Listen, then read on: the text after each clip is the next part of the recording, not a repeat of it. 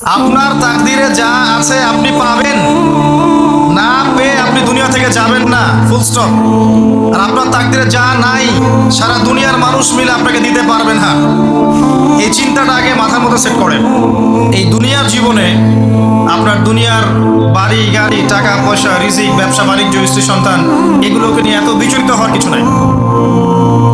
আপনার আমার তাকদিরে যা লেখা হয়েছে এর একটা দানা আপনি বেশি খেয়ে পৃথিবী থেকে যাবেন না। আর আপনার আমার রিজিকে যা আছে তার এক চুল রেখে আপনি দুনিয়া থেকে যাবেন না। এটাই চূড়ান্ত সত্য কথা। আপনি ঘুষ খান আর সুদ খান আর দুর্নীতি করেন আর মানুষের সম্পদ আত্মসাৎই করেন না কেন, যতটুকু লেখা আছে আপনার তাকদিরে এর বেশি আপনি কিচ্ছু পাবেন না।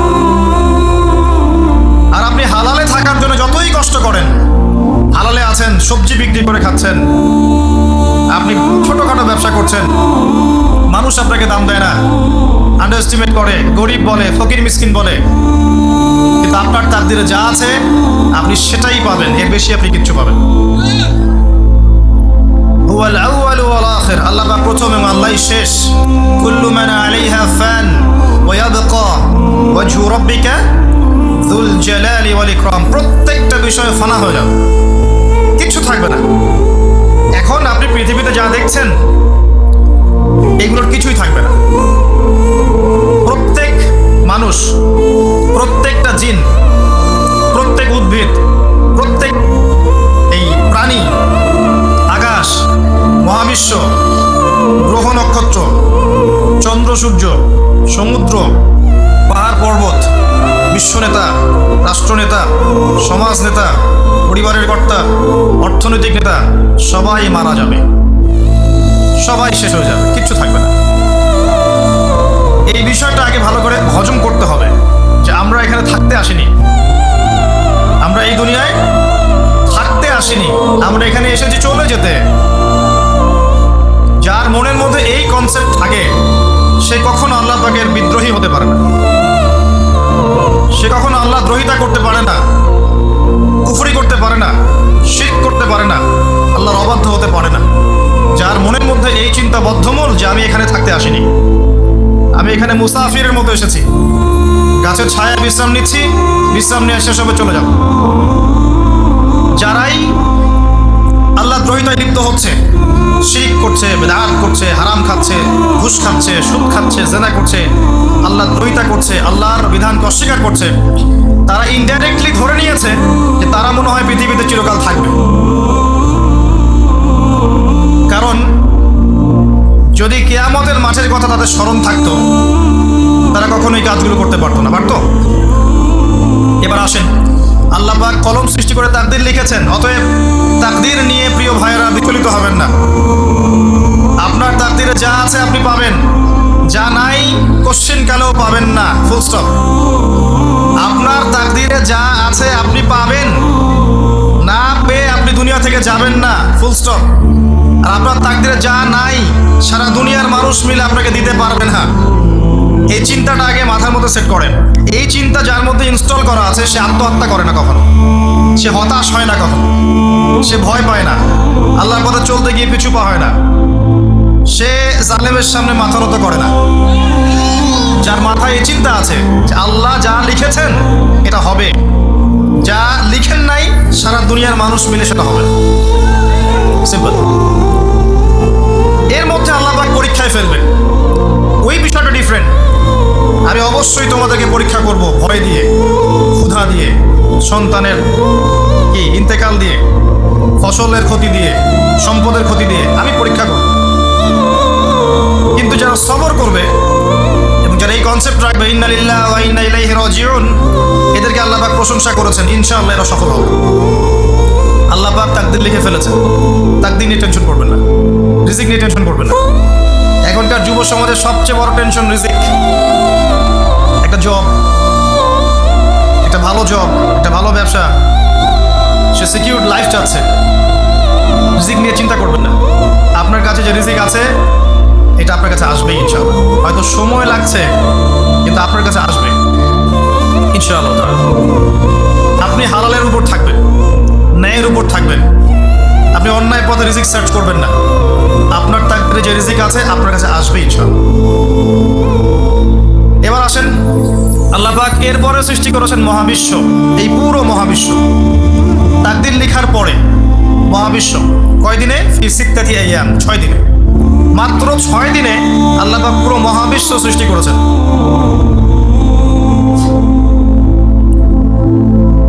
হুয়াল্লাযী খালাকাস সামাওয়াতি ওয়াল আরদা ফি সিত্তাতি আইয়াম সুম্মা ইসতাওয়া আলাল আরশ।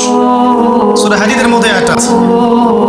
তিনি সেই আল্লাহ যিনি এই মহাবিশ্ব সৃষ্টি করেছেন 6 দিনে, এরপরে আরশের উপর সমাসীন হয়েছেন।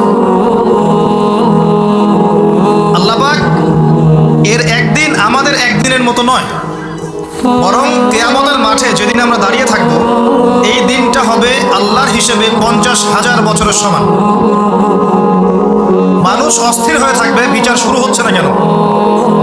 অপেক্ষা করা কাজটা খুব যন্ত্রণাদায়ক, তাই না? কারোর জন্য অপেক্ষা করে আছেন, 1 ঘন্টা পর আসবে, এলো না, আপনি অস্থির হবেন। 2 ঘন্টা পরে এলো না, 10 ঘন্টা পরে এলো না, আপনি অস্থির হবেন, পাইচারি করবেন, বই পড়বেন, রাস্তা খাবেন, হাঁটাহাঁটি করবেন, আপনি ব্যাকুল হয়ে যাবেন। অপেক্ষা করা একটা ডিফিকাল্ট কাজ। কিয়ামতের মাঠে মানুষ 50,000 বছর অপেক্ষা করবে, বিচার শুরু হচ্ছে না কি জন্যে? সবাই গিয়ে ধন্না দিবে, প্রথমে আদম আলাইহিস সালাম, তারপরে নূহ আলাইহিস সালাম, ইব্রাহিম, মূসা, ঈসা আলাইহিমুস সালাম। আল্লাহর কাছে একটু সুপারিশ করেন, বিচার যেন শুরু হয় অ্যাটলিস্ট। কেউ কিচ্ছু করতে পারবে না, কারণ সবাই বলবে ইয়া নাফসি ইয়া নাফসি। দূর থেকে একজনের আওয়াজ আসবে, যিনি ইয়া নাফসি বলছেন না, যিনি বলছেন ইয়া উম্মতি ইয়া উম্মতি। সবাই তার কাছে যাবে এবং তিনি আমাদের নবী মুহাম্মদুর রাসূলুল্লাহ সাল্লাল্লাহু আলাইহি ওয়াসাল্লাম সিজদায় পড়ে যাবেন এবং তার উম্মার জন্য সুপারিশ করবেন। উম্মার কবিরা গুনাহগার ব্যক্তিদেরকে সুপারিশ করে তিনি জান্নাতে নিয়ে যাবেন ইনশাআল্লাহ। আল্লাহ তাকে ওয়াদা করেছেন, হে নবী, তোমার উম্মতের কোনো ব্যক্তি যদি শিরিক না করে আমার সামনে উপস্থিত হয়, আমি তাকে মাফ করে দেব ইনশাআল্লাহ। হাদিসে কুদসির মধ্যেও আছে যে, হে আদম সন্তান, তুমি যদি দুনিয়ার সমান পাপ নিয়ে, আসমান জমিন সমান পাপ নিয়ে আমার সামনে দাঁড়াও, কিন্তু আমার সাথে কাউকে শরিক করনি, তাহলে আমি আল্লাহ তোমার সামনে আসমান জমিন সমান ক্ষমা নিয়ে উপস্থিত হব ইনশাআল্লাহ। শোনেন, 1,999 জন মানুষ জাহান্নামে যাবে, প্রতি 1,999 জন মানুষ জাহান্নামে যাবে। সহিহ বুখারীর হাদিস 4 বার এসেছে। এখানে ইকুয়েশনটা এমন না যে ম্যাথামেটিক্যালি ক্যালকুলেট করতে হবে, এমন নয়। এটা দিয়ে আধিক্য বোঝানো হচ্ছে, বেশিরভাগই জাহান্নামে যাবে। এই কথা আল্লাহ পাক কিন্তু সূরা আরাফের মধ্যেও বলেছেন 179 নম্বর আয়াতে, ওয়ালাকাদ যারানা লিজাহান্নামা কাসীরাম মিনাল জিন্নি ওয়াল ইনস। একই বিষয়, কোরআন হাদিস পরস্পর মিলে যায়। এখানে একটা বিষয় বুঝতে হবে, আল্লাহ পাক বলেছেন সূরা নিসার মধ্যে, ইন্নাল্লাহা লা ইয়াগফিরু আন ইউশরাকা বিহি ওয়া ইয়াগফিরু মা দুনা যালিকা লিমান ইয়াশা। আল্লাহ পাক তার সাথে শিরকের গুনাহ মাফ করবেন না, এছাড়া যে কোনো গুনাহ আল্লাহ পাক যাকে ইচ্ছা মাফ করতে পারেন। তার মানে যে বেশিরভাগ মানুষ জাহান্নামে যাচ্ছে, তাদের আমলনামায় কোন পাপ থাকতে পারে? কথা বোঝা যাচ্ছে কি? নিঃসন্দেহে তাদের আমলনামায় শিরকের পাপ থাকবে। এটা বুঝতে আপনাকে পিএইচডি করার দরকার নাই। আল্লাহ পাক শিরক ব্যতীত যে কোনো পাপ যাকে ইচ্ছা মাফ করতে পারে। তার মানে তারা জাহান্নামে যাচ্ছে বিকজ অফ শিরক। আমাদের মুসলিমরা এখন শিরক বোঝে না, অমুসলিমরা তো শিরক করেই। যেমন কেউ বলছে ওয়াকালাতিল ইয়াহুদ উযাইরুন ইবনুল্লাহ, ইহুদিরা বলছে উযাইর আল্লাহর সন্তান, নাউযুবিল্লাহ, শিরক। অথচ ওরাই এখন বিশ্বকে রুল করছে, তাই না? ওয়াকালাতিন নাসারা আল মাসীহ ইবনুল্লাহ, নাসারা বলছে যে ঈসা ইবনে মারইয়াম আল্লাহর সন্তান, তাই না? অথচ ওই সভ্যতাই এখন বিশ্বকে রুল করছে। যালিকা কাউলুহুম বিআফওয়াহিহিম, এটা ওদের মুখের কথা, এটা জাস্ট মুখের কথা। আবার অনেক সময় দেখা যায় যে আল্লাহকে বাদ দিয়ে আমরা মাধ্যম পূজাও করছি। অমুসলিমরা তো শিরক করছেই, যারা মুসলিম তারা দেখবেন আল্লাহকে বাদ দিয়ে মাধ্যম পূজা শুরু করেছে। মাজারের পূজা করছে, কবরের পূজা করছে, মৃত ব্যক্তির ওসিলায় পার পাওয়ার চেষ্টা করছে। মুসলিম থেকে দেখবেন তাকদীরকে অস্বীকার করছে, আল্লাহর হালালকে হারাম করছে, আল্লাহর হারামকে হালাল করছে। মুসলিম থেকে দেখবেন যে হাতে একটা আংটি পড়েছে, ভাই কি জন্য পড়েছেন? এই রোগ ভালো হবে আমার। গলায় একটা বালা ঝুলিয়েছে, কোমরে একটা মাদুলি, ভাই এগুলো কেন? যে এগুলোতে রোগ ভালো হবে। মুসলিমদের কথা বলছি, অমুসলিমদের কথা বাদ দেন। যারা বলছে আল্লাহর সন্তান আছে ওদের কথা তো বলার দরকার নেই আমাদের, কারণ এগুলো স্পষ্ট শিরক। তবে এতটুকু বলি যে 25শে ডিসেম্বরে যারা বলেছে মেরি ক্রিসমাস, বলেছে না? 25শে ডিসেম্বর যারা বলেছে মেরি ক্রিসমাস মুসলিমদের মধ্যে, এরা স্বীকার করে নিয়েছে যে ওই দিন আল্লাহ রাব্বুল আলামিন ঈসা আলাইহিস সালামকে জন্ম দিয়েছেন। নাউযুবিল্লাহ, নাউযুবিল্লাহ। আর এটা এত বড় একটা কথা, এই কথা যদি আসমান জমিন আর একটা জব, একটা ভালো জব, একটা ভালো ব্যবসা, সে সিকিউর লাইফ চাচ্ছে, রিজিক নিয়ে চিন্তা করবেন না। আপনার কাছে যে রিজিক আছে এটা আপনার কাছে আসবে ইনশাআল্লাহ। হয়তো সময় লাগছে কিন্তু আপনার কাছে আসবে ইনশাআল্লাহ। আপনি হালালের উপর থাকবেন, ন্যায়ের উপর থাকবেন, আপনি অন্যায় পথে রিজিক সার্চ করবেন না। আপনার তাকদিরে যে রিজিক আছে আপনার কাছে আসবে ইনশাআল্লাহ।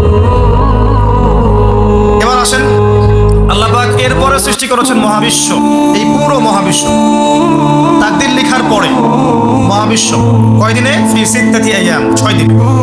মাত্র 6 দিনে আল্লাহ পাক পুরো মহাবিশ্ব সৃষ্টি করেছেন।